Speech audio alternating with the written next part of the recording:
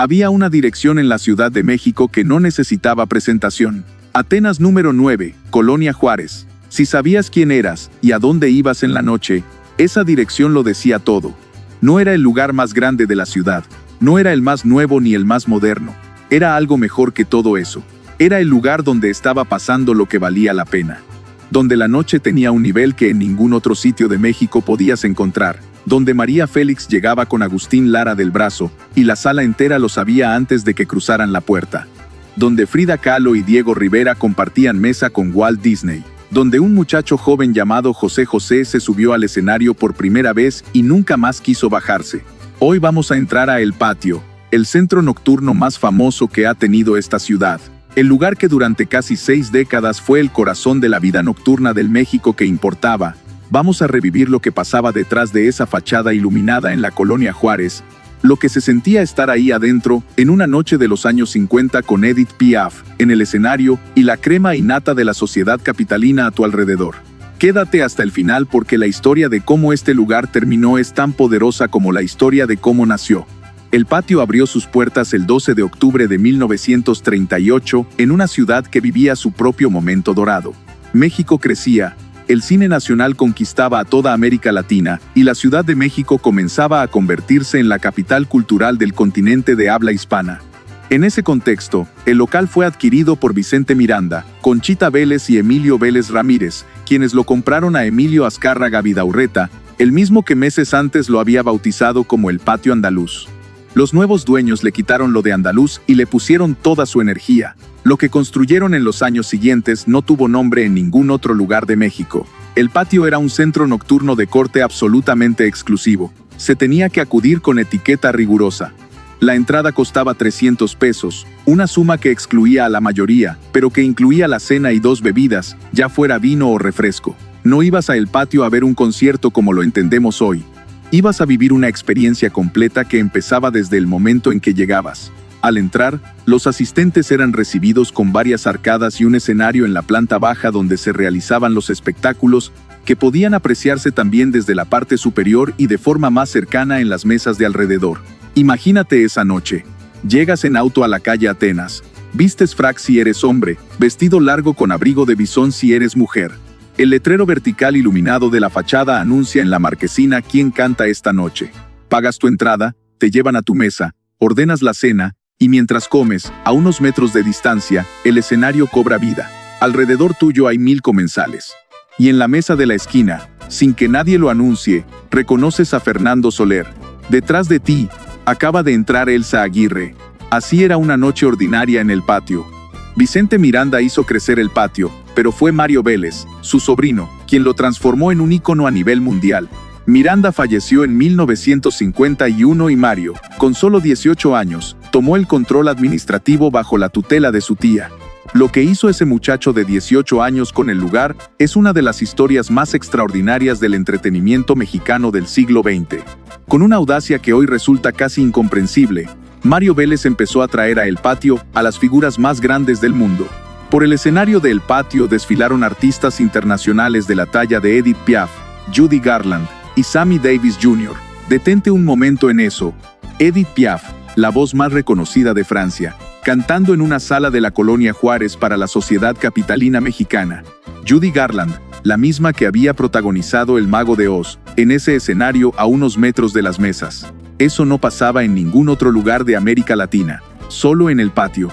Entre los artistas internacionales que pisaron ese escenario también estuvieron Marlene Dietrich, Ray Conniff, Charles Aznavour y The Platters.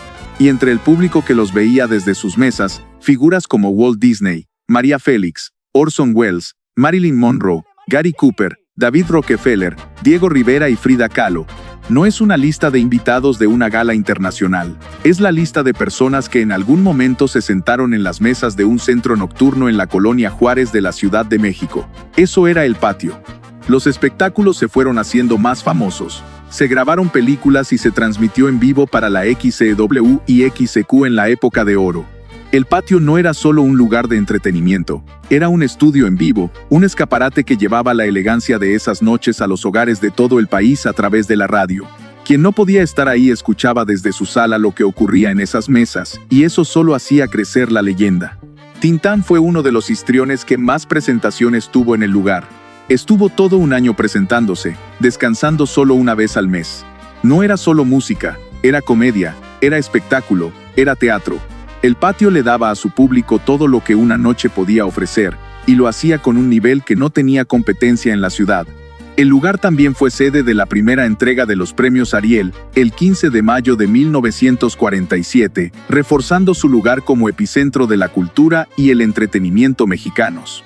Cuando el cine nacional quiso celebrarse a sí mismo en su momento más glorioso, eligió el patio para hacerlo, y entonces llegó José José. Fue en el patio que surgió la destacada figura de José José, quien comenzó a presentarse muy joven, a inicios de los años 70, y lo hizo durante más de 20 años.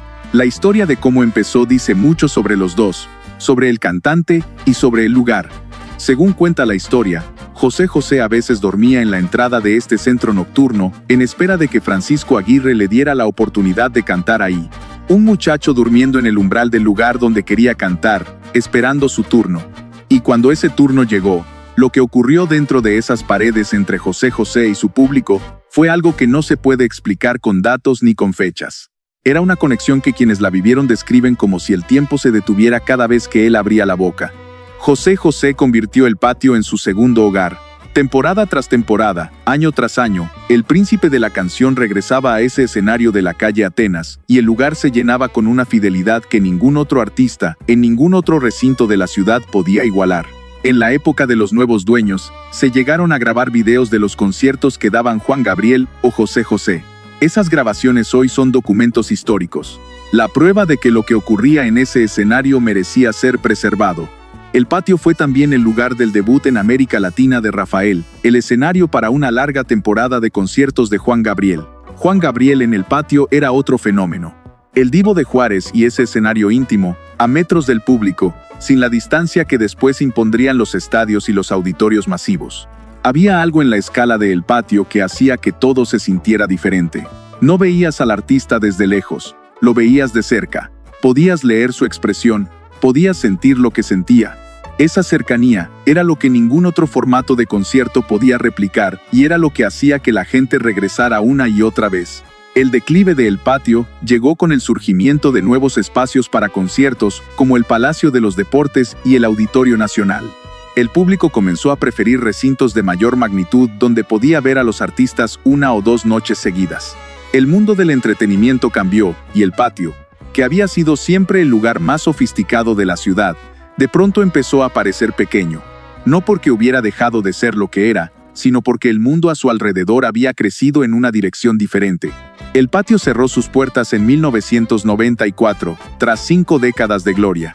Incluso resistió el terremoto de 1985, que dejó grandes secuelas en su estructura. El último artista que pisó ese escenario fue José José. El mismo que de joven había dormido en su entrada esperando que le dejaran cantar, fue también el que apagó las luces por última vez. Hay algo en esa simetría que duele de una manera particular. Después del cierre, el edificio de la calle Atenas empezó su propio declive silencioso. Lo que había sido el lugar más elegante de la noche capitalina, se fue convirtiendo en ruina.